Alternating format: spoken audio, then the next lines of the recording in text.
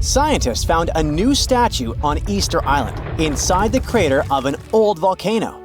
They were sure they already cataloged all the moai. That's what they call those famous stone giants. But this discovery changes what we know about them.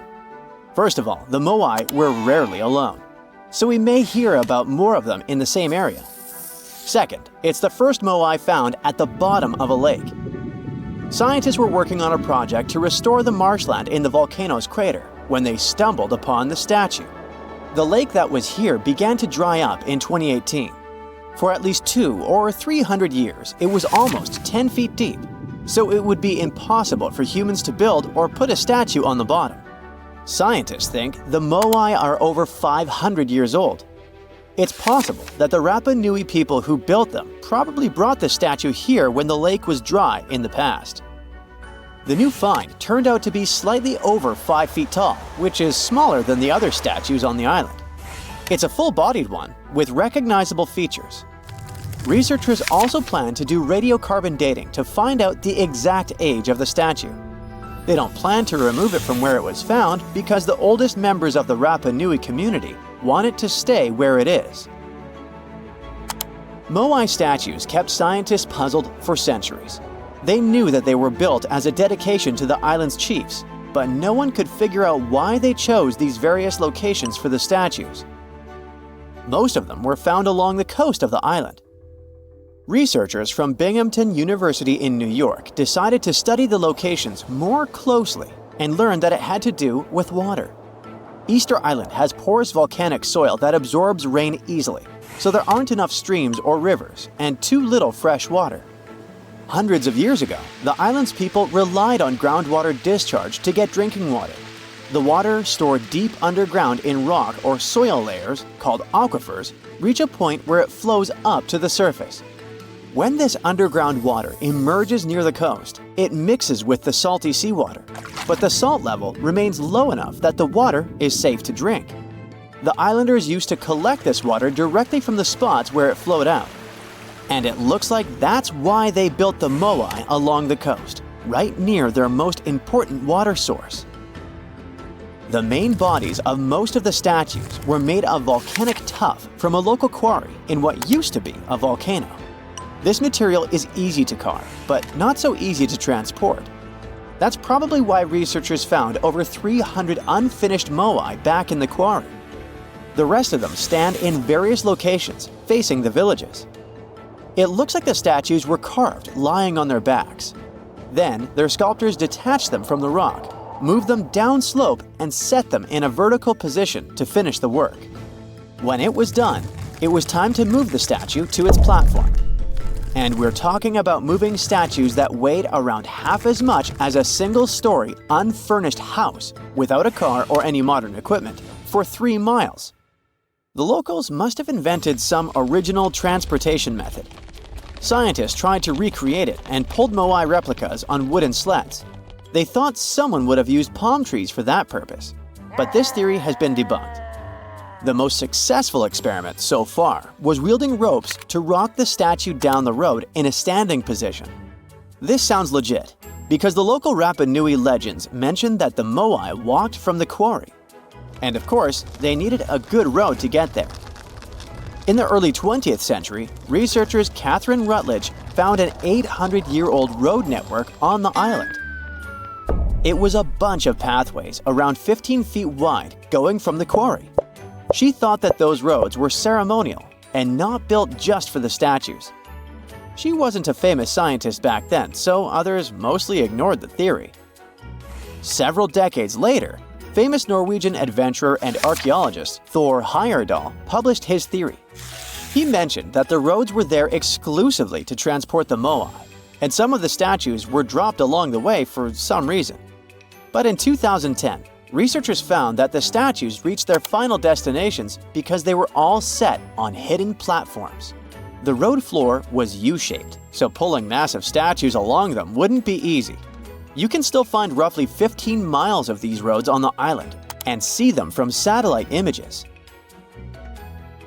Scientists used to believe that the Rapa Nui people made Easter Island unlivable and ruined their own civilization. But a new study, that used remote sensing data and machine learning says that the island's population didn't grow too big and collapse. Instead, the islanders figured out how to live in this challenging place and kept their population small and steady for hundreds of years. Researchers found amazing rock gardens as proof for this new theory. Easter Island, or Rapa Nui, is one of the most remote places on Earth where people live. It's surrounded by the Pacific Ocean. Central Chile is 2,200 miles to the east of it, and French Polynesia is 2,600 miles to the west. The island, which is 63 square miles in size, is made entirely of volcanic rock. But the volcano stopped erupting a long time ago, so Rapa Nui's soil has lost most of the useful nutrients that lava once brought here. It's also drier than tropical islands, and its deep waters made fishing much harder for the settlers, as there's no shallow lagoons or reefs to fish in. So, the islanders came up with a smart farming method called rock gardening to survive here. They spread rocks of different sizes over the soil and planted crops like sweet potatoes and taro between the rocks. The rocks protected the plants from harsh winds and salty air and helped regulate the soil's temperature. They also slowly released minerals into the soil, so it became healthier for growing food. Some islanders still use these gardens, although they don't produce a lot of food. People in places like New Zealand, the Canary Islands, and the US Southwest have used similar techniques to grow crops in uneasy environments. While scientists are solving Easter Island mysteries, the island itself is teaching them something new about how the Earth's mantle works. For years, they thought it moved like a slow conveyor belt, carrying tectonic plates along with it. But a new study by geologists from Cuba, Colombia, and the Netherlands is challenging this idea. They used a special method called zircon dating to figure out the island's age. Zircons are tiny crystals that form when magma cools, and they have traces of uranium inside that turns into lead over time. So, the scientists measured this change to tell the age of zircons. And they were shocked when they saw that some zircons were way older than expected, around 165 million years old. The island itself is only 2.5 million years old. The scientists found that these ancient zircons came from deep inside the mantle, under the tectonic plate, by magma from earlier volcanic activity. Easter Island's volcanoes are part of a group called hotspot volcanoes, formed by hot plumes of rock rising from deep within the Earth. Normally, these plumes stay in one spot while the Earth's crust moves above them and creates a chain of islands, like Hawaii. But the discovery of ancient zircons on a younger island shows there's more going on deep underground than we thought. Research showed that 165 million years ago, a giant volcanic plateau existed where Easter Island is now. But 110 million years ago, it sank under Antarctica because of tectonic subduction. Ancient zircon minerals stayed put and didn't travel away with the mantle conveyor belt. So, it looks like the mantle near hotspot plumes doesn't flow as much as scientists used to think. It stays still. This new idea could lead to big changes in how we understand plate tectonics and how the Earth's inside moves over time. Welcome to Rapa Nui, better known as Easter Island. It's a tiny speck in the vast Pacific Ocean, 2,200 miles away from the coast of Chile. This island is most famous for its eerie moai statues. This place is also home to one of the most mysterious writing systems in the world, called Ronga Ronga. We found it on 27 small wooden tablets. For years, historians have been arguing about the true history of these tablets, and now we might have found the truth. Humans first set foot on this island in the 12th century. For many years, it was home to the Rapa Nui people. They were pretty isolated out there in the Pacific Ocean until Europeans arrived in the 1720s. Europeans brought with them lots of troubles, leaving only a small fraction of the native population alive. Later in the 19th century, a missionary, Eugene Iro, went to the island and discovered the wooden tablets with intricate symbols carved on them. He wrote how marvelous they are, but there are hundreds of them on the island, and that they can be found in every household. But unfortunately, not all of them survive to this day. We've only got 27 of them. Some of them were heavily weathered, burned, or otherwise damaged, and now they're scattered all over the world in museums and private collections. Some of the language's artifacts were carted off to Tahiti and then to Europe by Europeans, leaving none behind on Easter Island itself. The 4 sacred tablets found their home in a congregation in Rome. They were the ones used in the recent discovery. For years, historians have been arguing whether this writing system was made up by the islanders themselves or they borrowed it from Europeans. To find the truth, they decided to use a technique called radiocarbon dating. All organic materials, like wood, charcoal, and so on, contain a tiny amount of a radioactive form of carbon called carbon-14. When life comes to an end, things stop taking in carbon-14, and the amount they had starts to decay over time. By measuring how much carbon-14 is left in a sample, we can assume how old this sample is. This is how we learn the age of many fossils and artifacts. So, they looked at the age of some Ronga-Ronga tablets. 3 of them were crafted from trees grown in the 18th or 19th century, which aligns with the arrival of Europeans. However, one of them is older than the Europeans' first visit to the island. There are 2 reasons to believe that Rapa Nui people created this writing system themselves. First, Ronga-Ronga works differently from European languages. Decoding it is a pretty hard task. Unlike English, this language boasts over 400 unique glyphs, none of which resemble any known writing system. There were many attempts to decipher this language, and none of them were successful so far. And second, one of the tablets is shown to be from around the 15th century, before the Europeans arrived. The problem is that radiocarbon dating can only tell us when the wood the tablet was made from was cut down, not when the writing was put on it. And since we've only got one tablet to go by, this isn't enough to be completely sure. On the other hand, why and where would they preserve cut wood for over 200 years just to grab it and write something on it one day? But anthropologists and historians say that it's possible.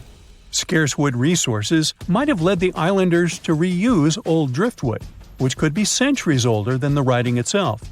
This is known as the old wood problem in archaeology. Plus, the tablet looks very preserved. It was maintained to protect it from wood-damaging insects, humidity, and so on. That's why it survived over the centuries. Whatever is written on it, it was probably important for the Rapa Nui people. Now, all of these are guesses and clues, but scientists are cautiously optimistic.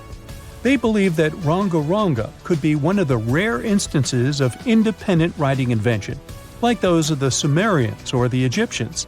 But we need more evidence. In the Rapa Nui language, rogo-rogo means to recite or to declaim. Not everyone could write, only a select few. Probably only the elite of Easter Island, mostly men, knew and could read this written language. After colonization, none of them survived. So now we have to rack our brains trying to figure out what's written here. First, scholars can't agree on what type of script it is. We aren't even sure that this was their language. But even if it was, we don't know whether it's a primitive form of writing or a fully developed system. In the 1990s, a linguist, Stephen Roger Fisher, believed he might have cracked the code of Ronga-Ronga structure. His idea was that these tablets conveyed cosmogonies. Cosmogonies are stories or narratives that explain how the universe was created and how natural phenomena came to be. They often come from ancient traditions and cultures, like those found in East Polynesia. The tablets could have talked about things like how the world began, where everything came from, and how different aspects of nature, like the stars or the mountains, were formed. This would also explain why only the wise elite could write. Fisher thought that Ronga-Ronga is a mix of logographic and semasiographic systems, which means that some symbols represent spoken words, while others represent ideas or concepts. But deciphering them would be very hard because it requires extensive memory and knowing context, because the symbols are more like hints than complete expressions. However, other language experts disagreed with his ideas, saying there were problems with how he put together his theory. Unfortunately, Fisher couldn't prove this hypothesis. Maybe these are just drawings. If we look at the tablets, there are some things that look recognizable: people, animals, plants, and geometric shapes. There are some birds. One of them looks like a frigate bird, which Rapa Nui people associate with the deity Maki Maki. There are also fish, centipedes, and so on, or at least these glyphs look like them. Could it be just art or a form of decoration? Maybe, but there are some problems. The glyphs show a high degree of complexity and structure. They also keep the same style. For example, there are several symbols that show something human-like with a raised hand. The only difference is different heads. As if it wasn't complicated enough, this unique writing style also uses a system known as reverse boustrophodon. This means that each alternate line is flipped upside down, resembling nothing seen elsewhere. We don't know why they would turn the tablet upside down after each line. But all this shows that they had some sort of system and organization behind these symbols. Plus, it seems like they use these tablets every day for some practical purpose. But there's some hope for the future. New technology, like AI and other computer programs, might help us understand lost languages. We already started creating algorithms that could help us solve other mysteries, like the Voynich manuscript. Academics even organized the Vesuvius Challenge, a machine learning competition that, in 2023, cracked the riddle of the ancient Herculaneum scrolls. The scrolls were buried under volcanic mud after the catastrophic eruption of Mount Vesuvius in 79 AD. In real life, the scrolls are very fragile, so deciphering them would be a very hard task. But with digital scanning and machine learning, it's much easier. They have a rich history. They most likely belong to the personal library of an Epicurean philosopher named Philodemus. These scrolls contain very important insights into Greek philosophy and Latin literature. If we decipher more of them, we'll learn more about the rich history of the Roman Empire. The moai statues have been standing tall and proud for hundreds of years. Once people put an enormous effort into carving these grand sculptures, and then they just suddenly stopped making them. But why? Let's figure out this mystery. Easter Island, located 2,500 miles east of Tahiti, has an area of 63 square miles. To this day, it's one of the most isolated islands in the world. Once it was covered with forests, filled with different trees and ferns. But when the first humans came to the island around 400 CE, the forest slowly began to disappear. And starting from 1250 CE, moai statues began appearing all over the place. People made them from different types of rock: compressed volcanic ash, basalt, trachyte, and red scoria. As it's a volcanic island, these were all the ingredients the creators of the statues had to use. And once the builders completed their work, they covered the statues with pumice. The faces of the statues are different, but they all have distinct expressions, with heavy brows and large noses. Their arms are carved into the body. Some have hats on top of their heads. There are nearly 900 statues all over the island. They differ in size. The average height is 13 feet tall, and the largest ones reach 33 feet in height and weigh up to 82 tons.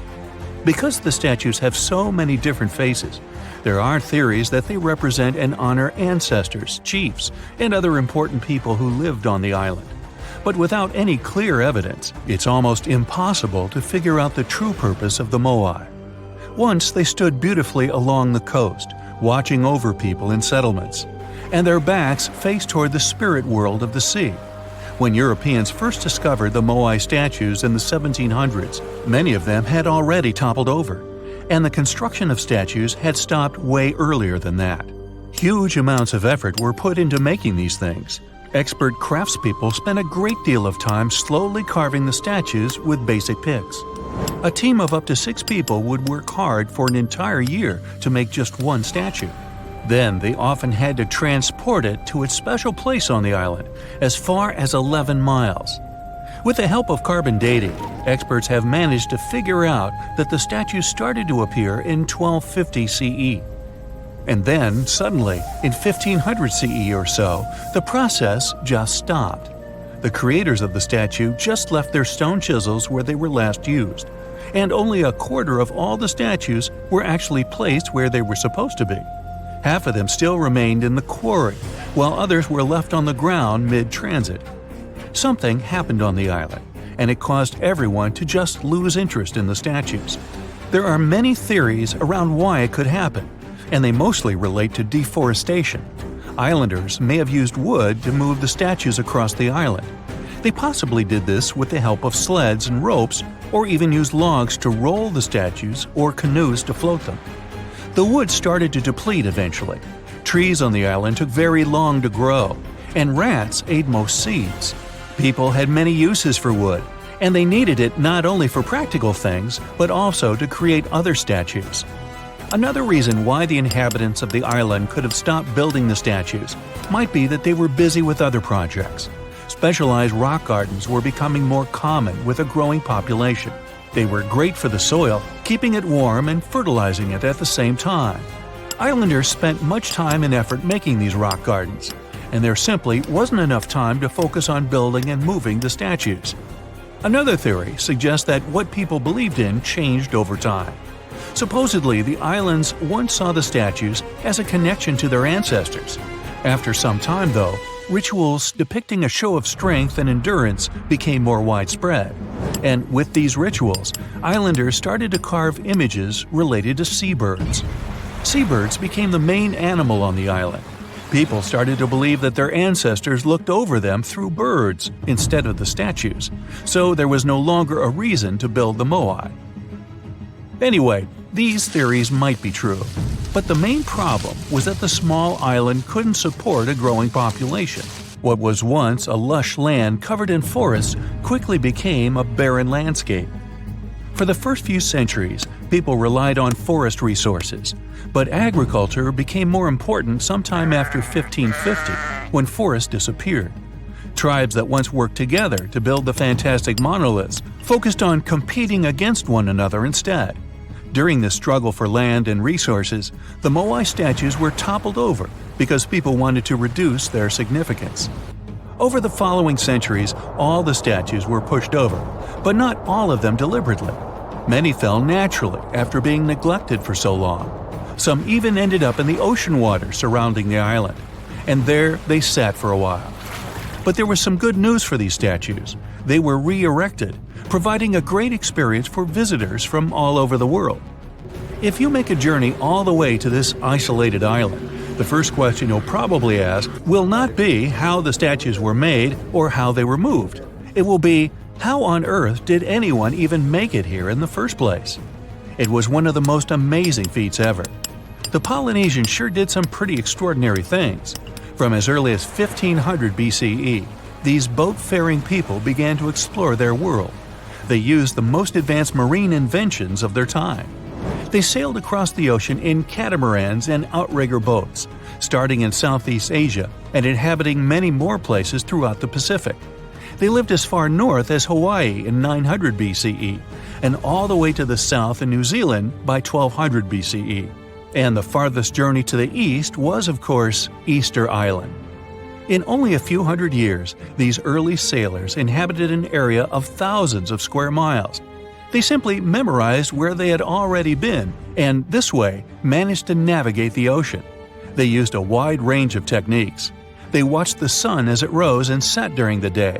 Stars helped them at night. If it was overcast and sailors couldn't figure out direction visually, they used other brilliant methods. They watched the movements of ocean currents and wave patterns and paid attention to bioluminescence in the water. These patterns helped them find where specific islands were located. These seafarers even understood how islands and atolls in the distance caused air and sea interference patterns. Birds provided them with certain signs too. Some of them migrated long distances from one island to another, which gave travelers some kind of a visual connection for their route. Other types of birds had specific feeding times. Sailors knew when and where they hunted and directed their boats depending on where these birds fed. Vikings certainly get way too much credit for their seafaring abilities. Where they used a sun compass, the early Polynesians relied purely on the knowledge of how nature itself could guide them. Their skills were so advanced that in 1769, Captain James Cook, an English explorer, even hired a Polynesian navigator because of his extensive knowledge of the seas. But even more surprising was the fact that he drew a map from memory. It covered an area that was 2,000 miles wide. In this region, there were 130 islands, and the navigator knew 74 of those islands by name. At the beginning of their voyage, Captain Cook often disregarded the navigator's advice. But toward the end of their journey, he was very impressed. He also recognized the Polynesians as possibly the most widespread nation on Earth. The Easter Island giant heads are so popular that they even have their own emoji. Their true meaning has been a mystery for hundreds of years. But it looks like we at least know how they were built and transported to their permanent location. The moai statues consist of 3 parts: a large yellow body, a red hat or top knot, and white inset eyes with a coral iris. Around 1,000 of them were created. The main bodies of most of the statues were made out of volcanic tuff from a local quarry in what used to be a volcano. The material is easy to carve, but not so easy to transport. That's probably why researchers found over 300 unfinished moai back in the quarry. The rest of them stand in various locations, facing the villages as if watching over the locals. So, it looks like the statues were carved lying on their backs. Then, their creators detached them from the rock, moved them downslope, and set them in a vertical position to finish the work. Once it was done, it was time to get the statue to its platform. Now, if you've ever moved houses, you know how physically hard it is. So, imagine having to move a statue that is about half as heavy as a house without a car or any modern equipment for a distance of 3 miles. The locals must have invented some original way of doing it, and scientists tried to recreate it to guess what it was. They tried pulling moai replicas on wooden sleds. They thought someone could have used palm trees for that purpose, but this theory has been debunked. The most successful experiment so far was wielding ropes to rock the statue down the road in a standing position. This method sounds real because the local Rapa Nui legends mention that the moai walked from the quarry. And, of course, they needed a good road to get there. In the early 20th century, researcher Catherine Rutledge identified an 800-year-old road network on the island. It was a bunch of pathways around 15 feet wide going from the quarry. She thought that those roads were ceremonial and not built just for the statues. She wasn't a famous scientist back then, so others mostly ignored the theory. Several decades later, famous Norwegian adventurer and archaeologist Thor Heyerdahl published his theory. He mentioned that the roads were built exclusively to transport the moai, and some of the statues were dropped along the roads for some reason. But in 2010, researchers found that the statues weren't randomly dropped. They actually reached their final destinations, as they were all set on hidden platforms. Plus, the road floor was U-shaped, so pulling massive statues along them wouldn't be easy. You can still find roughly 15.5 miles of these roads on the island and see them from satellite images. And it looks like Catherine Rutledge was right about them. The roads were probably built for pilgrims to a sacred volcano, and the moai standing by them were sort of signposts. Halfway across the world in southern England lies another mystery made of stone, a massive sound illusion, a symbol of unity, a burial ground, or more. Scientists are still debating the purpose of Stonehenge. It took Neolithic builders around 1,500 years to construct this beauty made of roughly 100 stones standing upright in a circle. Millions of tourists come to see it every year, and heritage protectors were worried about the modern road snaking close to the landmark. That modern road is now sunk into the ground below the grass level. And even though archaeologists assumed they could find an older road under it, they didn't have any high hopes. But when they took off a layer of asphalt, they noticed two parallel ditches that were nearly perpendicular to the road. The ditches connected the shortened sections of the avenue. That's what the archaeologists call the ancient pathway leading up to Stonehenge. It proves that the ancient people used to visit the monument for their purposes and probably some ceremonies. Another interesting find during a dry summer was 3 dry patch marks within the stone circle. It looks like they were left there by 3 massive boulders. So Stonehenge could have been a full circle once. In 2021, archaeologists found a Roman road submerged in the Venetian lagoon. The fact that it runs there on the bottom for nearly 4,000 feet is proof that the Romans were here before sea levels rose and flooded the area. It supports the theory that there was an important settlement here centuries before Venice was founded at the spot in the 5th century CE. The ancient Romans were great at many things, and one of them was building roads. And it looks like they weren't afraid to work on the trickiest terrain. Scans have shown that the ancient road was built right on the beach, and it requires some serious skills.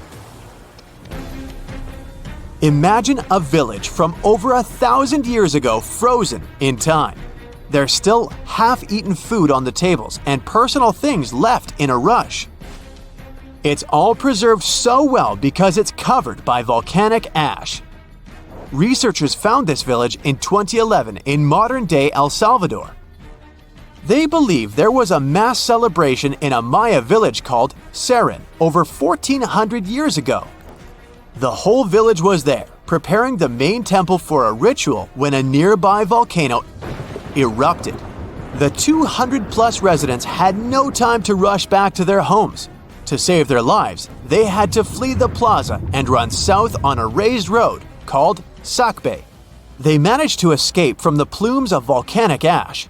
In addition to being a superhero and saving all the people, the road had another cool feature. All Sacbe roads had an outer layer of stones, but this one was made of ash. Ironic, isn't it? It proves that the Maya people didn't only use stones to build their roads. Archaeologists discovered several coins in Jerusalem when they were excavating an old street. When they saw the minting dates, they realized the road was built when Pontius Pilate was the Roman governor of Judea. Since he was the local ruler, it's almost clear that he gave the order to build the road.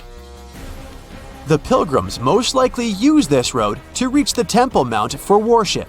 The pathway, which was laid with over 10,000 tons of limestone, was almost as broad as a London bus is long. It had been there for 2,000 years. It's not common that you find such a luxurious road, and it's not clear why a Roman governor would spend so much money on the road. It was probably his attempt to make the city's population like him. Plus, it was a great way to show he had both money and influence.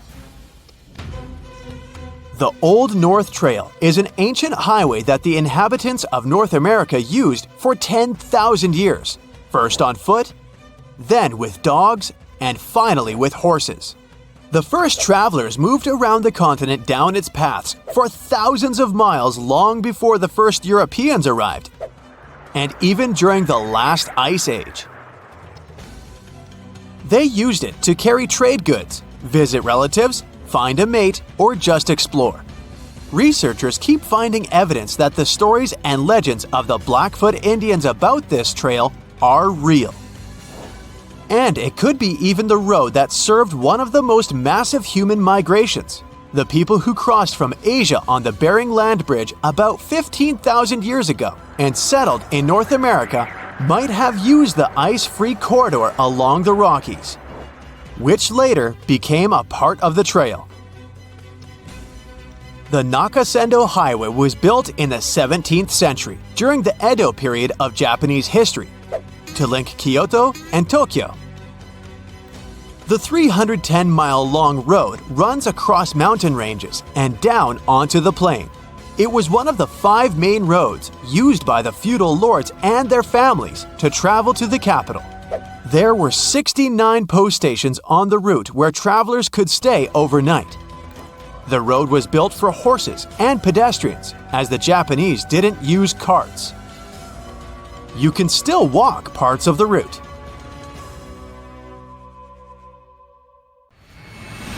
About 14,000 years ago, some super skilled builders from another planet landed on Earth. Their mission was to help build a massive stone complex with perfectly interlocking blocks. They used some advanced technology, centuries ahead of their time, and once the job was done, they disappeared without a trace. This is not a sci-fi plot, but one of the theories trying to explain the mystery of Pumapunku. Scientists don't officially accept it, but they still don't know for sure how, when, and who built this impressive construction. Pumapunku is part of the ancient city of Tiwanaku, near Lake Titicaca in Bolivia. Tiwanaku is an important place in Inca traditions. They believed it to be the place where the world was created.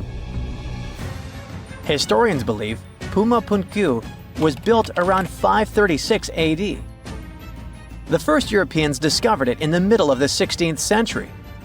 At the heart of Pumapunku, there is a huge, terraced platform filled with massive stone blocks, some as big as a school bus. The largest one weighs a jaw-dropping 131 tons. That's heavier than 20 elephants. Even the smaller rocks are as big as a couch. Archaeologists believe there were at least 5 big gateways, as well as several smaller ones that may have been part of a grand monument. The site is built using 2 types of stone, red sandstone and andesite, which is one of the hardest rocks on Earth. The 8-shaped blocks of the construction fit together like puzzle pieces. They all look the same, as if they were mass-produced in a factory. But that should have been impossible for an ancient civilization. Even the smaller rocks are as big as a couch. These blocks were carved with precise holes and grooves to fit together. Builders made perfectly straight lines, cut identical angles, created smooth surfaces, and drilled holes. Some scientists believe they may have used advanced techniques, but there's no record of the tools they used. It took another 1,000 years before other civilizations could match this level of precision. One of the biggest mysteries is how these enormous stones were transported. Pumapunku sits high up in the mountains at 12,600 feet above sea level. So high that even trees don't grow there. The builders didn't have wheels, cranes, or modern machines. Yet somehow, they moved these heavy blocks miles from their original locations. Some scientists think they used llama skin ropes and ramps, but no one really knows for sure. The most commonly accepted version is that the Tiwanaku civilization, which thrived in the region between 500 and 1000 CE, built this impressive site. The complex was enormous and had many different areas. A western court, a large open area in the center, and an eastern court that was surrounded by walls. Long ago, it must have been incredibly beautiful, with polished metal plaques shimmering in the sunlight, brightly colored fabrics and ceramics decorating the buildings, and people in elaborate costumes walking through the plaza. But something doesn't add up here, as the Tiwanaku people never wrote down how they built Pumapunku. They would have probably left some clues if they had accomplished something like this. Plus, the Tiwanaku people didn't have the high-tech equipment needed to carve and move giant stone blocks with perfect precision. The architectural historians who first studied the place professionally concluded that a hammerstone couldn't have done such a fine job. They found no metal tools that were used in the construction process. That's why they suggested they might have used some unconventional tools the historians didn't even recognize as tools. There's a theory that these ancient builders might have had a way to soften stone to make it easy to carve before it hardened again. Or maybe they poured liquid stone into molds, just like we make concrete today. If it's true, This would mean an advanced civilization existed in South America long before we thought. Some researchers even think it had to do with the theory of Atlantis or other lost civilizations that may have had immense knowledge before a global catastrophe wiped them out. Local legends say that powerful deities used incredible powers to lift and shape the massive stone blocks. And some people believe Pumapunku was so advanced that the builders must have had help from visitors from outer space. The perfect cuts and massive stones look like something from modern construction. The supporters of this theory also say that some carvings at Tiwanaku show figures wearing helmet-like shapes, so they could be left by space travelers. Scientists from the University of California, Los Angeles, decided to officially debunk this theory. They created a digital model of Pumapunku using super precise measurements from historical records. Then, they used a 3D printer to make a miniature version of the site at 4% of its original size. Once the pieces were printed, the team sorted them by size, shape, and design, like a giant puzzle. They noticed that some blocks had special grooves for holding metal clamps, and others had ornamental carvings. When they finished their model, they realized one of the buildings had a very familiar design. It looked just like structures from two nearby sites. This was solid proof that Pumapunku was built by humans, not visitors from outer space. Over the centuries, people stole stones from Pumapunku and moved them around. This made things even more confusing for archaeologists. UCLA team created a digital archive, so researchers all over the world can now study the site without traveling to Bolivia. So maybe we'll hear about the new twists in this mystery soon. Another construction from the past that still impresses us with extreme precision is the Serapeum of Saqqara, a burial place built around 3,000 to 3,500 years ago. A French scientist accidentally discovered it in 1850. Inside the Serapeum, he found a long underground hallway. On both sides of the hallway, there were giant stone rooms, and inside those rooms, there were huge granite sarcophagi. These sarcophagi were not built for people, but for the sacred Apis bulls. These bulls were treated like royalty, as the people believed they were chosen by deities. The Egyptians believed these bulls were the incarnations of the deity Ptah and had magical powers to protect their kingdom. Some of the stone boxes inside the Serapeum weighed around 70 tons. They were made with perfectly straight angles and smooth surfaces. Scientists noted roller marks on the floor and found wooden winches with levers, which the Egyptians likely used to move the sarcophagi. Since the burial chambers were lower than the hallway floor, workers filled them with sand, rolled the sarcophagus into place, and then slowly removed the sand to lower it perfectly into position. A stone inscription found in the Serapeum said it took 28 days just to move one of these stone boxes. Even though these sarcophagi were meant for bulls, they were way bigger than needed. Pharaohs, who were the rulers of Egypt, were buried in tiny coffins. So it's really weird that these boxes were so enormous. Another question is why they used granite, which is so hard to carve, instead of limestone. Some people believe the stone boxes weren't just tombs. They might have been ancient energy generators. The Egyptians knew about fermentation. If someone placed food or meat inside a perfectly sealed granite box and let fermentation happen, pressure would build up inside. Granite contains quartz, a special crystal that creates electricity when squeezed. As pressure increased, the box's lid could pop open, releasing gas. Ancient drawings found in the Serapeum show stones stacked on top of the boxes, which might have been used to make the lids even heavier and help produce more electricity. Thousands of years later, when explorers opened these boxes, they only found bull bones, maybe because all the organic material had disappeared over time. Scientists still aren't sure if the massive stone boxes were actually ancient energy systems, so the mystery lives on. Hey there, curious history buffs! Have you heard the legend of the ancient race of giants of Nevada? Yes, I'm talking about actual giants that allegedly lived thousands of years ago. Now I know what you're thinking. Giants, really? Well, archaeological finds add fuel to this debate too. And here's where it gets interesting. Lovelock Cave was indeed used as a burial site, and some of the remains found there are much larger than average human bones. The cave is by the Humboldt Sink in western Nevada. It was once part of an enormous lake, which eventually dried up, leaving a number of smaller ones, including the Humboldt Sink. The cave became the home of the Site-Ka tribe. According to the legend, these red-haired giants were so big that they had to be buried in the cave itself.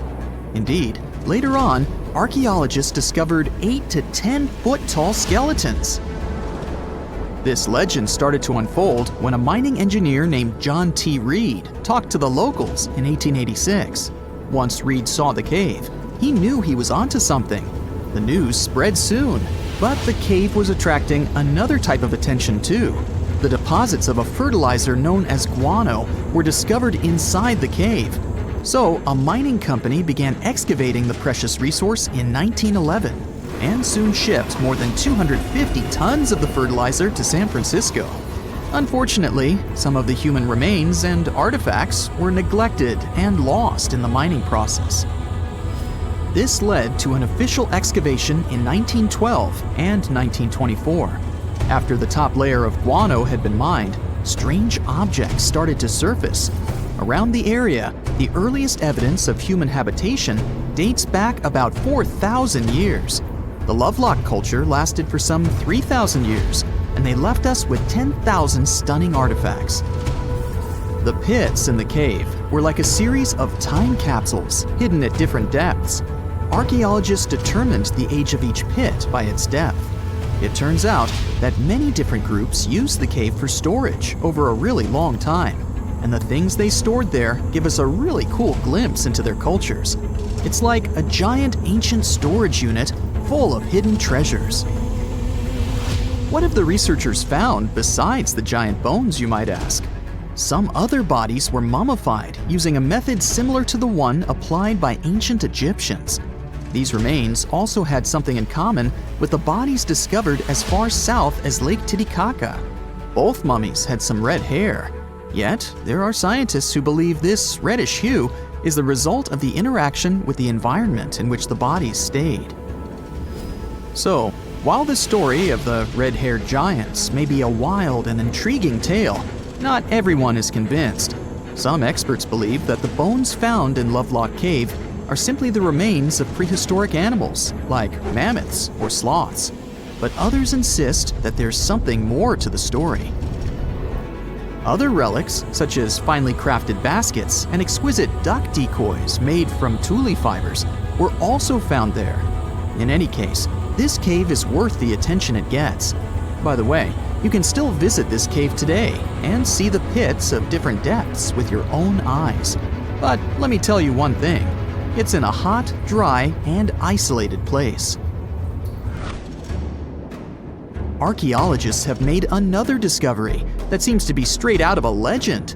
They think they've found the palace of the one and only Odysseus, who was the legendary Greek king of Ithaca and the hero of Homer's epic poem. Move over, Indiana Jones. We've got some real-life adventure happening here from around 1300 BCE. Apparently, this is the only palace mentioned in Homer's epic poems that hasn't been found. The excavations have been made on the Ionian Islands, and the view from the ruins found on the island of Ithaca are exactly as described in the Odyssey, says the professor who led the excavation team. Known to the ancient Romans as Ulysses, the Greek hero took 10 years to return home to Ithaca after the fall of Troy. For many years, Homer's other epic, called the Iliad, which tells the story of the protracted siege of Troy by the Greeks, was regarded as a myth too. But then, in the 1870s, Troy was rediscovered in modern-day Turkey's Çanakkale city. So, if they found Troy, who's to say they couldn't find Odysseus's home? The researchers were following Homer's words as a roadmap. The excavation site has a building complex with 2 levels. It has important finds such as storerooms and workshops, a complicated drainage system, and fragments of pottery.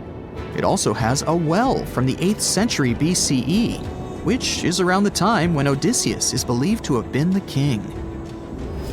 Yet, not everyone is convinced that the team has actually discovered the home of Odysseus.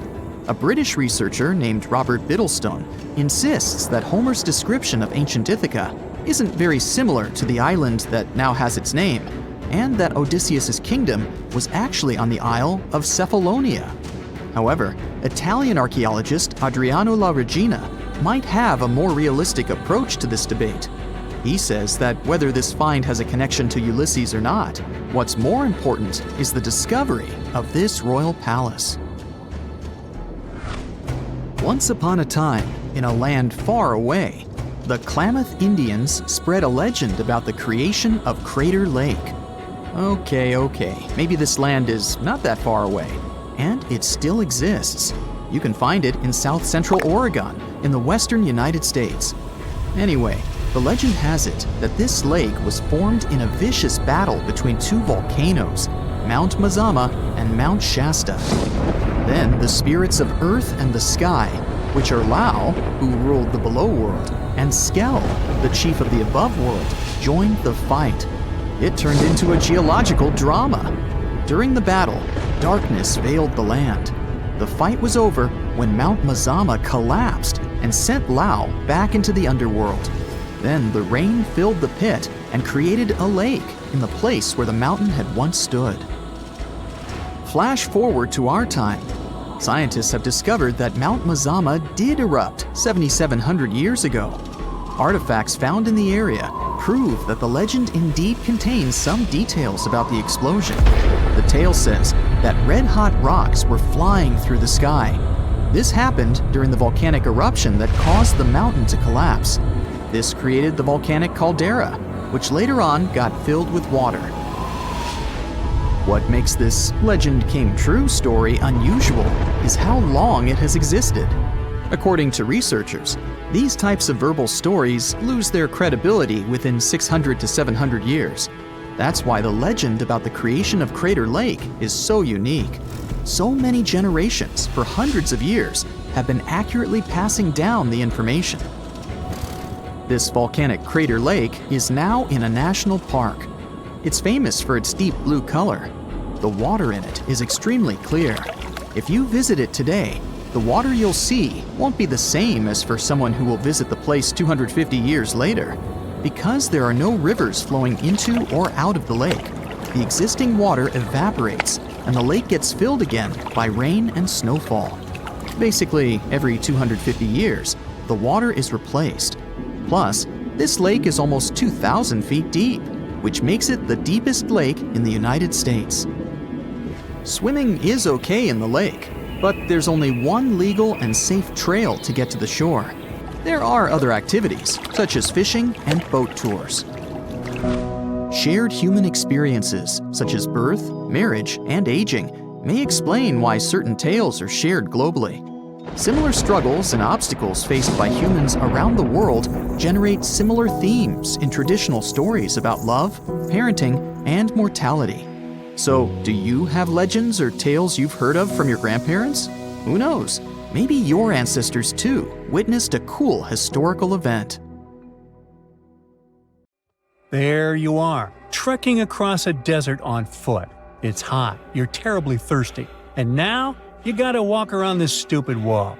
Wait, a wall in the middle of a sandy, lifeless nowhere? Exactly, a wall in the northern Saudi desert. Archaeologists have just made a super exciting discovery, and what they found was not just a single wall. No, it was a whole ancient walled city that might date back to 2400 BCE. They think this place was home to around 500 people and could have been used for 1,000 years. This discovery is groundbreaking. It means that the area could have been way more advanced than anyone expected. The city was well organized, with different zones for living, towers and strong walls for protection, and different sections for all kinds of daily life. This ancient city, now called Al-Natab, was basically an oasis town. And it's great since it can give us a peek into what life might have been like in this desert thousands of years ago. Apparently, they had clearly separated areas, like residential sections, a cemetery, farmland, and even a town center. This oasis city, found in the Khaybar area, is the first big organized settlement from the 2nd or 3rd millennium BCE that researchers have uncovered in northwestern Arabia. The first surveys show that this town, which covered about 6 acres, had several districts, including the residential area, the cemetery, and the legal one, with courts. The houses were set up in neat rows, all connected by small roads. Those streets kept the residential area separate from the rest of the town. Back then, most people in this region were nomadic herders, always moving around. But archaeologists have been sure that during the Bronze Age, Northwest Arabia had small walled towns and oasis centers scattered across it. These connected oasis towns were unique, offering secure places for people to live, store goods, and trade. They started showing the beginnings of urban planning, which hints that people of that time were already starting to settle down and organize communities more seriously. The research team estimated that there were about 50 homes in Al-Natab, but that number could go up to 70 as they keep digging. They think that a few hundred people lived there, and probably one of the coolest things is that some houses went up to 3 stories tall. Built on a slope near a couple of major trade routes, this city was set up in a prime spot. Now, one of the most impressive things about this place is its water supply. The oasis had springs and aquifers, which are underground water sources, and such conditions were perfect for farming. Those water sources meant residents could grow their own food, making the town self-sufficient. The outer walls probably helped control who could enter the town and get access to its resources. This settled way of life was an impressive shift from nomadic living to a more agro-pastoral lifestyle, which means a mix of farming and herding animals. Another find that supports this theory is a bunch of tools, like grinding stones, mortars, and pestles, discovered inside the town. People there must have ground grains and prepared food. They had a diet of cereals, meat, and milk from animals they raised themselves. These astonishing findings show that the inhabitants of the town could easily feed themselves and were surprisingly advanced for that time. Thanks to better access to Saudi Arabia in the past couple of decades, archaeologists now have a much clearer picture of what life there was like thousands of years ago. The most exciting thing is that Al-Natab might have been part of a whole network of similar fortified oasis towns spread across the region, and all of these connected sites could show us how trade routes and small settlements worked together at that time in that arid area. Now, at the same time, this recent discovery isn't the only one that has the scientific world buzzing with excitement. How about we visit Egypt and see for ourselves? After all, archaeologists have just found a stash of ancient Egyptian and Greek treasure underwater. They were exploring the lost city of Thonis Heraklion off the coast of Egypt, which sank more than 1,000 years ago. This city was legendary, and nobody even knew where it was until it was rediscovered in 2000. Now they're uncovering more and more, and on this dive, they found a pile of gold and silver treasures. Those were probably used in rituals to bless Egyptian pharaohs when they took the throne. The researchers even found an ancient Greek temple dedicated to Aphrodite and some super-old Greek weapons. Frank Gaudio, the lead archaeologist, said it was astonishing that those delicate objects had survived the disaster that brought the city down. Back in its prime, Thonis Heraklion was one of the biggest port cities in the Mediterranean. It was a huge center of social life and was the main entry point for ships from Greece coming into Egypt. But tragically, due to rising waters, earthquakes, and a catastrophic tidal wave, the soil underneath the city literally turned into mush, and then the entire city sank into the Mediterranean. It was forgotten until Gaudio's team found it in 2000. Since then, they've been uncovering new parts of the city and piecing together its history little by little. If a lost underwater city doesn't seem impressive enough, we can travel to the Amazon. The discovery made there is truly mind-boggling. For centuries, people have talked about lost cities deep in the Amazon, like El Dorado, that mythical city of gold that lured Spanish explorers into the jungle. A lot of them never came back. Then, in the 1900s, a British explorer named Percy Fawcett went searching for what he called the lost city of Z, and he too disappeared. But now, finally, scientists have actually found proof that those lost cities in the Amazon were real all along. A team of scientists use a tech called LiDAR, which basically allows you to see through thick jungle from above by bouncing light beams off the ground. They flew over the jungle in Bolivia in a helicopter about 650 feet up and mapped out those hidden ancient cities. What they found were ruins of a huge urban settlement built by the Kasarabi people who lived there from 500 to 1400 CE.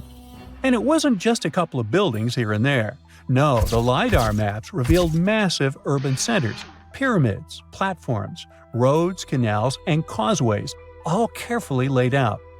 Turns out the Amazon wasn't just an untouched jungle. It was once home to big, complex cities.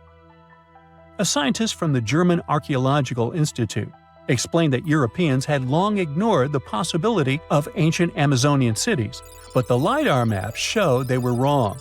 The new maps have revealed 26 sites, including 11 that no one even knew existed. Researchers have discovered two main city sites, Landivar and Kotoka. They had massive moat causeways stretching out like spokes on a wheel, linking the main cities with smaller surrounding settlements. Some of the canals even connected the cities to rivers and a big lake, which allowed water to flow through the area. Over the years, scientists found scattered ruins all over this region, but the thick jungle made it nearly impossible to connect the dots and see if or how they were related. With LiDAR, the whole layout came to life, showing that those sites were part of a much larger, organized urban system. It's now also clear that the sites had a greater meaning, since everything is lined up in a way that could be symbolic of the spiritual beliefs of the inhabitants. The Kasarabi culture isn't as famous as the Maya, but they had a thriving society in an area that faced huge challenges, like yearly flooding. And although the nearby Andes had their own monumental sites, the Kasarabi were doing something absolutely unique. They even had reservoirs to store water, which suggests they might have been dealing with occasional droughts, which is pretty unusual for the Amazon. Actually, those terrible droughts could be why the Kasarabi eventually left their cities around 1400 CE. Strange and amazing items are discovered often, but figuring out what our ancestors were up to is pretty tough. Especially when all you have are just some rusty cups and cave drawings. It's no surprise that even the experts in lab coats sometimes make mistakes. But it's not just about dusty plates and huge stones. Sometimes there's even humans with large heads. So grab your digging tools and let's travel back to ancient times to explore incredible societies that even scientists can't fully explain. Sardinia may look idyllic now, but I'm not gonna lie, I wouldn't fancy visiting it 3,000 years ago. Rumor has it, terrible giants roamed around this island back then. People even talk about finding human skeletons over 13 feet tall there, although nobody's ever shown anything to prove it. But the stories will make you wonder because some weird stuff has definitely happened. In 1974, over 5,000 pieces of broken stone artifacts were found in a part of the island called Monte Prama, but instead of being displayed in a museum, they were locked up in an underground vault for about 30 years. Sounds a bit suspicious, doesn't it? When they were finally displaced in 2005, scientists put the pieces together to find statues of 38 giant men standing 8 feet tall. Not quite as tall as the legendary skeletons, but still pretty huge. It's thought these statues were made by the Nuragic people, who lived on the island a long time ago. Besides giant statues, they also built over 8,000 massive stone buildings.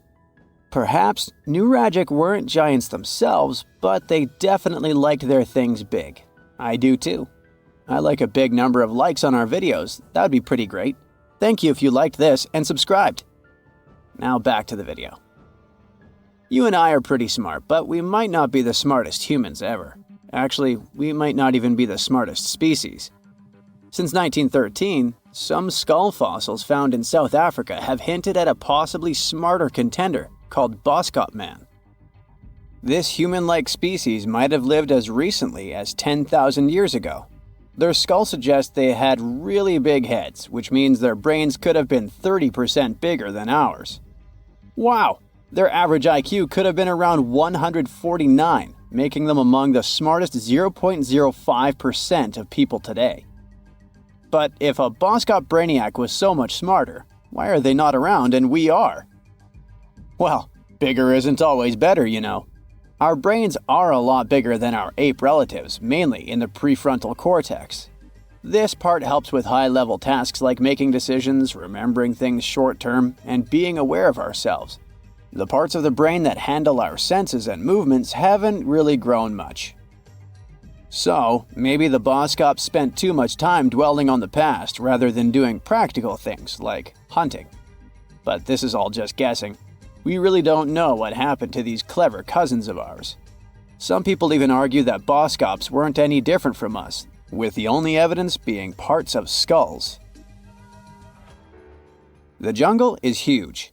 Did you know the Amazon rainforest is home to about 30% of all the world's plant and animal species? That's impressive. However, the history of one native species, humans, has long puzzled scientists. The mysterious Kasarabe people lived here for hundreds of years and then vanished around 1400 AD. People thought the Amazon only had a few scattered tribes, but recently we discovered big, unusual shapes in the ground called geoglyphs. These might look like simple shallow ditches, but they're actually the remains of a vast civilization that spread over 5,000 square miles and includes about 450 markings, some as wide as 1,300 feet. That's insane! They likely contained ceremonial buildings and could have hosted up to 1 million people as recently as 550 years ago. Thanks to new technology like LiDAR, which uses a safe laser to map the forest without harming it, we can explore deeper. In 2019, some scans showed miles of raised roads and pathways and even pyramids over 70 feet tall. They found 26 separate settlements, 2 of which were at least 250 acres each. Damn, that's like 330 soccer fields. It's not certain what happened to the Kasarabe people. Maybe European conquistadors drove them out. Maybe the most baffling ancient civilization is one we've never actually found a trace of. Yep, I'm talking about Atlantis, the grand city that supposedly sank into the ocean. The first mentions of Atlantis come from the ancient Greek philosopher Plato, who talked about a great city near the Strait of Gibraltar. But for ages, everyone just thought Plato made up Atlantis as a perfect version of his own Athens. So why, about 12,000 years after it supposedly vanished, do we still wonder if it might be real? Well, in the 19th century, U.S. Congressman Ignatius Donnelly wrote a book giving 13 reasons why he thought Atlantis was more than just a myth. Then, in 1965, some folks thought they actually found Atlantis when they discovered the Richat structure, a massive 25-mile-wide dome in Mauritania, Africa. It's so big that you can see the whole thing from space. 2 astronauts flying over the Sahara Desert spotted this giant eye staring back at them and thought they'd made the discovery of a lifetime. Unfortunately, there's no solid evidence linking this structure to Atlantis. It's believed to have formed from volcanic activity about 100 million years ago. But it does look suspicious, doesn't it? Still, we're no closer to knowing the truth. Imagine going back to about 3,300 BCE and finding yourself in South Asia. Welcome to the Harappan civilization. These people were way ahead of their time. They had cities like Harappa and Mohenjo-Daro, complete with baked brick houses, sophisticated drainage systems, and even public baths. This place might have had over 5 million people, making it one of the densest regions at the time. They also invented a system of standardized weights that was incredibly useful for traders. And trading they did. These people had connections stretching all the way to the Middle East, thanks to their great skills in metallurgy. They even had a form of ancient branding. The seals were used to stamp clay on trade goods. Despite being so advanced with a thriving urban life, there's a whole bunch of mystery shrouding their language and script. We've got bits and pieces of their writing, but no one's deciphered them yet, even with all the technology we have today. We also still don't know how exactly their society worked. It looks like they didn't flaunt their social status as much as other civilizations. No grand palaces or massive monuments. Instead, their largest buildings might have been granaries. They sure were practical. Unfortunately, all good things must come to an end. Around 1800 BCE, this bustling civilization started to decline, possibly due to shifts in river patterns. As the environment changed, the Harappans packed up, moving towards more hospitable lands. Ever heard of the Minotaur? The beast with a bull's head and a man's body, hunting the bravest travelers in a massive maze. Well, this wasn't just any old tale. It was one of the most popular dramas of the ancient world, and it was inspired by this place, the island of Crete. The Minoans lived here during the Bronze Age. They had stunning palaces, amazing frescoes, and a culture so rich it still fascinates historians to this day. They built places like Knossos, which was so complex with its multi-story buildings and elaborate hallways that it might have inspired the whole labyrinth myth. Their engineering was so ahead of its time that even their drainage systems were more advanced than what many of us have today. Let me know in the comments which of these stories you find the most fascinating, and thanks for watching. You're traveling through Google Earth to find the perfect vacation spot when suddenly you come across something pretty unusual. It's a desert, ocean, forest, and lake all in one place. Lake Retba in Senegal got its pink color from the algae producing a red pigment absorbing sunlight. White beaches and sandy dunes separate the lake from the Atlantic Ocean. The best time to see it is from November to June, during the dry season when it's the brightest. Around 3,000 people work at the lake every day, collecting salt that it's full of. Because of that, the fish living here are 4 times smaller than those in a normal environment. The lake is also famous because the Dakar Rally used to have its finish line here. You reach for a soda and accidentally scroll down from your new favorite destination. 2 minutes of scrolling later, you realize you've found an introvert's dream. The island of Tristan da Cunha is an active volcano that hosts the most remote permanent settlement in the world. It's home to around 250 people, and their nearest neighbors are 1,800 miles away. Talk about distant relatives. The only way to get there is by boat, and it's a 6-day-long trip from Cape Town. You need special permission to set foot on the island, and ticket sales are super limited. Well, let's scroll back to civilization. The Atacama Desert in Chile looks like a pretty empty place, except for, is that a giant hand? This art piece by a local artist is about as tall as a telephone pole. They have to scrub off words and phrases left on the hand by vandals who travel here despite the remoteness of the structure. We still have plenty of places to go, so let's move on to, wow, looks like there's a bird inside a volcano in the Mexican state of Baja California. A team of over 100 people worked on this piece of art. They wanted to create an identity for a local tribe that believes vultures are wise teachers for humans. Yeah, vultures. The place is free to visit, but you'd have to hike to the peak of the hill to see the bird. Time to get under the water. You wouldn't expect to see much except for corals and fish, but here it is. The Cancun Underwater Museum of Art has a total of 500 sculptures standing in 3 separate galleries. Most of them are designed by a British sculptor.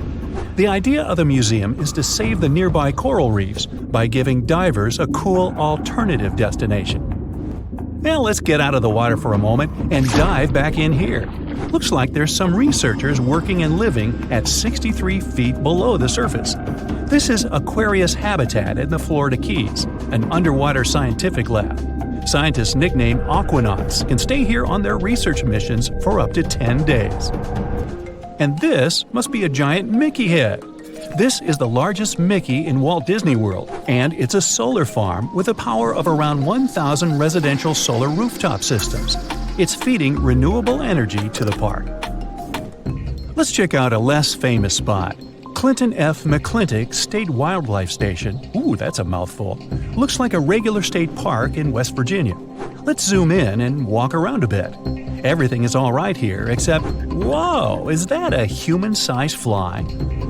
Moving on, let's zoom in here over the north rim of the Grand Canyon. A little further. It looks like a polka dot pattern near the cinder cone volcano called Vulcan's Throne. The desert around the canyon is home to plenty of red harvester ants. What you see here is their nesting mounds surrounded by bare grounds.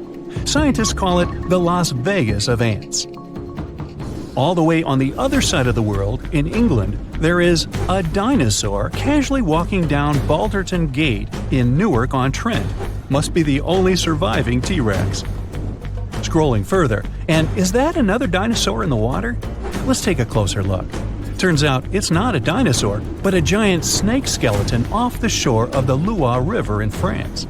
It looks different day to day depending on weather conditions and tide levels. And no, real snakes don't have skeletons like this. This is how the Chinese artist who created it saw the serpent. Let's visit Africa again. What is this giant spiral on the ground? Could it be a secret message or maybe a portal? The ancient Egyptians probably left it centuries ago. In fact, it's an art installation called Desert Breath from 2007. The artwork covers 1 million square feet. The idea was to celebrate the desert as a state of mind. Hey, my mind has been a desert for years. Off the coast of Sudan, there's one of the largest shipwrecks you can find on Google Earth. It's a Bolivian cargo ferry that sank in 2003. Let's go further east. There are about 260 mysterious stone triangles in Saudi Arabia. They point toward a bullseye also made of stone. If you scroll a bit further, you can also notice desert gates with 2 thick walls. The purpose of the gates is still a mystery. Are those huge weird wheels on the ground? The ones in Jordan are all different in design. Some of them have spokes positioned in such a way to align with the sunrise on the winter solstice. Scientists believe the wheels in the Black Desert were built around 8,500 years ago. When flying over Kerala, India, you can't miss a huge vulture. It's the largest bird sculpture in the world, as tall as a bowling lane and as long as the height of the Leaning Tower of Pisa. The name of the bird is Jatayu, and it symbolizes the protection of women, their honor and safety. Next point, let's zoom in on it. This tiny island lies in a crater lake on an island called Volcano Island in Lake Taal, on the Luzon Island in the Philippines. There's another island in a lake on an island in a lake on an island in Canada's Nunavut territory that is thought to be the largest in the world. No human has set foot here, and it even has no name. It was discovered by Google Earth fans. The coldest, driest, and windiest continent of Antarctica must be hiding some mysteries too, like this cute creature off Zacelli Station. Could it be a giant extinct megalodon? It was the largest fish that ever lived, about 3 times as big as the largest sharks in the ocean today. Scientists found their fossils off the coast of every continent except Antarctica. So this could be a groundbreaking discovery if it turns out to be a real one. Hey, looks like there's another sea monster north off Antarctica. Could this black hole be Kraken himself? It used to scare sailors off the coasts of Norway and Greenland, so it probably moved to Antarctica over the centuries that it hadn't been seen. It had been probably inspired by a giant squid, so nothing is impossible with this one. Some locations on Google Earth are blurred for different reasons, like this one, the Yard of Orange Trees in Almeria, Spain. There's an administration office and a courthouse in the rectangular yard. The first orange trees were planted here in the 15th century. You can visit the yard in person, but can't see it on Google Earth. It's not clear why Google decided to blur Kos International Airport on the Greek island of Kos. It's a popular tourist attraction that gets plenty of visitors, especially during the summer months. Half of Moruroa Island in French Polynesia is clear, and the other half is blurred. You can't visit either of the parts anyways, as it used to be a place for nuclear tests. Sandy Island off the coast of Australia has been blurred out on Google Maps since 2012. It was discovered by Captain James Cook back in the late 1700s and could be seen on maps for 200 years. Then, Australian scientists set on a voyage to find it. All they saw was open water instead of an island the size of Manhattan. It must have been a mistake of cartographers who had first put it on the map. Oops. This just in, the world's oldest pyramid was built during the last ice age. And I'm not even talking about Egypt. I'm saying our ancestors might have spewed a 27,000-year-old pyramid in West Java. Gunung Padang is not exactly shouting pyramid. It's more of a mound with huge scattered stones tossed all over it. But local people seem to revere it, and they have for centuries. It wasn't until recently that the Indonesian authorities decided to excavate a bit deeper to see what all the fuss was about. They ended up finding the remains of a human settlement. It was rather unexpected, since the mound is pretty high up. This excavation could only prove there were humans in the area as far back as 45 BCE, which sounds reasonable. It was up to an Indonesian geologist named Dani Hillman to prove that Gunung Padang is the world's first pyramid. He used all sorts of new technology to support his claim. Our guy used carbon dating, which digs deep into the earth and takes whole chunks of soil. He found layers and layers of constructions, like he was digging up Rome and finding ancient buildings buried in the ground. His research proved that there had been caverns and even rooms down there, which could only mean one thing: humans. As for the rocks located up in the mound, they were most likely strategically placed by the people who lived there back in the day. They needed a place to meditate, so they arranged things in a harmonious way. Their smooth surfaces wouldn't be the result of years of erosion, but the works of great sculptures, the Michelangelos of their day, let's say. If this is all for real, then human civilizations began way before we think they did. Our ancestors, the Paleolithic humans, didn't have what it took to be considered a civilization, especially not the tools and knowledge to build pyramids. They needed a lot of masonry skills, which weren't all that available during the last ice age. His peers don't share this view, though. They could believe Hillman's theory if he had found evidence such as charcoal and bone fragments, but he didn't. Flint Dibble, another archaeologist, says that without concrete evidence of human activity, there's no proof of an actual pyramid. In this case, all the data proves is that the soil in the mound dates back to 27,000 years ago. He thinks the rocks on top of the mound just slipped down the hill, like rocks normally do. Only a complex society would have managed to build a stepped pyramid like they claim it was. But according to Bill Farley, an American archaeologist, there's just no reason to believe there were any settlements in Indonesia during the last ice age. Now, just so you know, the oldest known ancient society with this kind of knowledge is probably 11,000 years old and used to occupy the region of modern-day Turkey. Take a look, Turkey's Göbekli Tepe. It's also not a pyramid, but it's the oldest monolithic construction made by humans. Back in the Neolithic period, a lot of people settled there, and there are proofs for it. For example, the walls there are covered in ancient drawings of clothing and wild animals. Until recently, the title of the world's oldest pyramid went to a three-sided construction known as the Djoser Pyramid in Egypt. Djoser is located just a few miles south of the Giza complex in a town called Saqqara. It made its way to popular culture more than once. In the 18th century, it became a common feature in European paintings. Young men from the cultural elite did a grand tour around the world, and Saqqara was at the top of their list. It was also featured in the video game Assassin's Creed, with a digital representation way more accurate than many historical drawings of the thing. That was kind of a big deal in ancient Egypt, to build pyramids for kings to spend their afterlives. And if you thought the Khufu pyramid was the oldest one in the world, well, Djoser was built 70 years ahead of that time.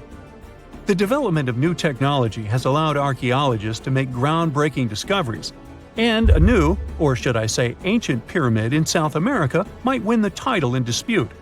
It turns out that pyramids were also pretty fashionable in the Americas in the old days.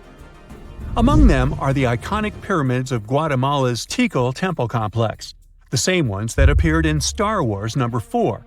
But to find the oldest pyramid in the Americas, one would have to travel to Peru.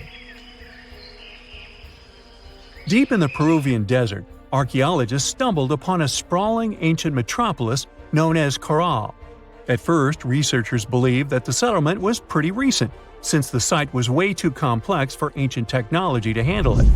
As we said, Caral is a desert town, like Las Vegas, but without all the hoopla. This means no easy access to water, And for cities like these to thrive, they need a considerable irrigation system, which leads us back to complex technologies. The Peruvians surprised us all with this new discovery. This site was huge, filled with an amphitheater, houses, and religious buildings. The whole thing probably sprawled through 370 acres. And when scientists went to test their initial hypothesis using radiocarbon dating, they found that the city probably sprung around 2027 BCE. On the site, archaeologists found 6 pyramids that could possibly predate the one in Saqqara. As far as they know, both civilizations coexisted in the same time period, in opposite parts of the world. But since researchers can't pinpoint the exact age of Corral's pyramids, it's pretty hard to guess which civilization completed their pyramid first. If only we had a crystal ball. Now, it just so happens that the shape of a pyramid is something that nature is able to produce all on its own, leaving us modern-day humans a bit confused. A classic example is the Japanese side of Yaonagani, which also goes by the name of Japan's Atlantis. The entire monument is about the size of 5 football fields and the height of a 5-story building. Explorers and scientists believe that Yaonagani dates back to 10,000 years ago. For Japan's top marine geologist, Professor Masaki Kimura, Yaonagani is the heritage of a lost civilization. Kimura has dived into exploring the ruins over 100 times over the past 10 years. To him, there are clear signs of human activity down there. Check out this triangular-shaped pool on the monument's surface. Kimura thinks it's actual proof of humans, because this triangle-shaped concave is a historical symbol of water fountains in the region. As it happens with a lot of these cases, not all scientists are convinced the same. For many, Yaonagani is probably the result of thousands of years of erosion, and the fact that the monument is composed of one massive rock leads them to believe it is not really human-made. Sure, these huge basalt columns may look like the ruins of a palace, but they're most likely the result of the intense volcanic activity in the region. And speaking of natural formations that really look like a human made it, a pyramid on Mars has been a hot topic lately. Humans have been keenly trying to prove that there is life on Mars for quite some time. But some are stretching it really far, saying that little green or gray people built a pyramid on the planet to try and build their own civilization. This picture was taken over a decade ago by the Mars Reconnaissance Orbiter, the MRO, but it started to resurface recently. It shows what looks like a 3-sided pyramid. Some people claim that the smooth side of the pyramid could only be the effect of otherworldly work.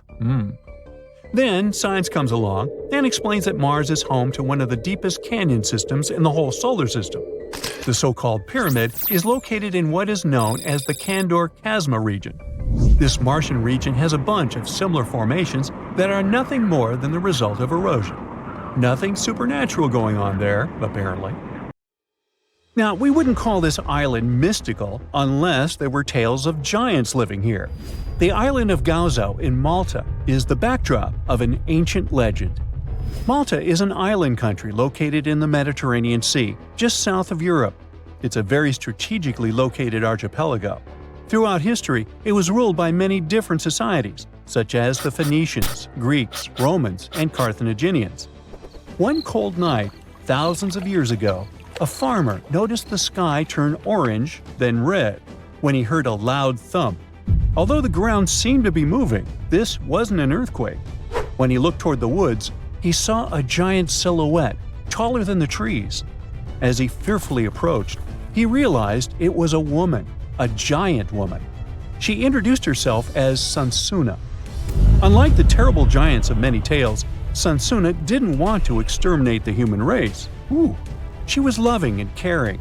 She told the farmer that she and her people could help protect their land from invaders. The locals were pretty interested in this offer. Since Malta is located in an important commercial route, it was constantly being invaded. The story says that Sansuna settled in Malta, and sooner rather than later, she was moving things around. And when I say things, I mean monoliths. Sansuna carried huge stones on her shoulder to build a magnificent temple called Gigantia, which means place of giants. She even did this while holding her half-giant, half-human kid on the other shoulder. Some say Sansuna lived exclusively on beans and honey, although others replace honey with water. The funniest bit here is that Malta is the 10th smallest country in the world, but it somehow managed to host giants. Hey, go figure. The temple looked like a giant game of Tetris, with some stones weighing as much as 20 elephants. Some of these monolithic rocks are so heavy, scholars guess it would take 50 men working together to lift just one stone. Now, as much as this is entertaining, humans never proved giants were real, so this story couldn't be true. There's a brief mention of a species of giants called the Nephilim in some ancient texts. The Nephilims would have been terrible giants that wreaked havoc on the earth and only survived until the Great Flood. But nobody ever found real proof of this species really existing on Earth, until this came along. The world of Maltese archaeology unearthed quite a few shocking things in the past years. One of them are known as the hypogeum skulls. Hypogeum is the Greek word for underground, and this incredible site was discovered in the first decade of the 20th century. Back then, Malta's National Museum director received an important phone call. Someone had accidentally dug some impressive bones and asked him to come check it out. The hypogeum looked like an underground city, filled with mazes and rooms that stretched along multiple floors. They were all made with similar limestones as the Maltese temples above ground. The hypogeum was filled with important relics and artifacts. Scientists quickly understood that the hypogeum was built as a type of final resting place for locals. So, along with skulls, they found a lot of bones and skeletons. One of these artifacts were skulls, but these weren't regular human skulls. Rather, they were of the elongated type. To make matters worse, these skulls were hidden from the public for years. People started to talk and created a bunch of theories behind it. The truth is that this discovery was a turning point for Maltese archaeology, although scientists didn't know what to do with it. Some wondered if these skulls were natural or manipulated, since they knew some cultures in the world used head binds to alter their skulls. Other scientists threw in the hypothesis of little gray people or even the legendary giants. Some say that the elongated skulls could have been sculptures that worshipped otherworldly deities. There was no way to confirm any of these theories, so the question remained: who were the builders of Malta's megalithic temples? Now let's take a look at what scientists know. The Maltese megalithic temples have been standing strong since 3500 BCE, which is even older than the pyramids of Egypt.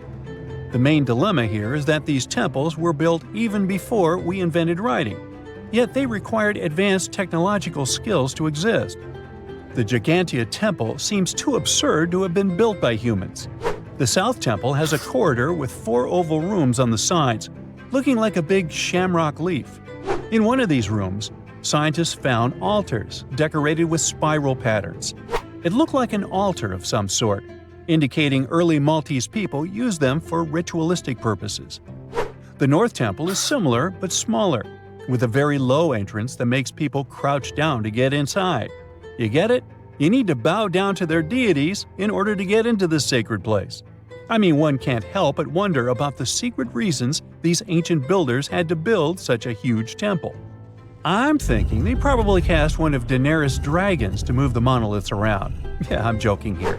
But hey, remember the entrance to King's Landing? Yup, the series used the Medina Gates in Malta as the exterior of King's Landing during Episode 3 of Season 1. Anyways, back to the giants. The ritualistic theory of the whole thing won a few points when archaeologists uncovered these mysterious figures. They're popularly known as fat ladies. These tiny statues have round bodies and faces that show how much they enjoyed life. They kind of look like a miniature Sunsana, the giantess we talked about.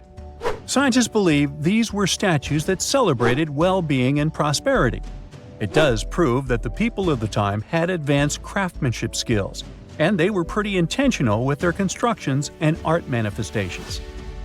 One of these statues is known as the Sleeping Lady. This Neolithic piece of art depicts the figure of a large woman lying on her side sleeping. After studying it deeper, scientists guessed this statue was meant to represent the Great Reaper. It was found in the hypogeum, which we now know was a huge resting place. This specific statue is different from all the other fat ladies. starting with the hair and the embroidered skirt. Then there's this statue. This is supposed to represent an 8-foot-tall woman and the rim of her skirt. She was discovered in the most unusual of ways. A farmer was trying to plow his field, but he kept hitting large blocks of stone. All the way back in 1915, the farmer called Malta's National Museum director and asked him to come check it out. Some think this is all the proof you need to confirm that Sansana was real. Others aren't all that sure. But that's not all. The place where this giant statue was buried revealed one of Malta's most impressive archaeological sites, the Tarsian temples. The temples were made from limestone blocks. Some are 20 feet tall and weigh around 20 tons. Zamet, the museum director, kept digging and discovered multiple sites made of megalithic stones. All of them supposedly built by Stone Age farmers, all stranded on a remote island in the Mediterranean Sea thousands of years ago. It just doesn't make sense. I mean, look at these temples in Manidra. This is probably the world's earliest calendar. On the equinoxes, the sun passes directly through the main doorway, straight down the central axis. On the solstices, there are two superb variations. During the summer solstice, the rays fall on the edge of the megalith to the left of the doorway, and during the winter, the rays fall to the right side of the doorway. It's astronomical precision at its finest. And what about the structures in the Hall Tarsian that we've already talked about? This complex is the oldest one in all of Malta. It was built with the purpose of doing animal offerings to deities. Scientists confirmed this by unearthing numerous animal bones buried in the soil. They also found a great collection of spirals, indicating that the locals also used this temple for ritualistic purposes. Overall, there are 7 megalithic temples in Malta, each more impressive than the other. Scholars keep on digging to see if they can uncover the truth, much like researchers do with the pyramids of Egypt, the lost Mayan cities in the Americas, and other sites.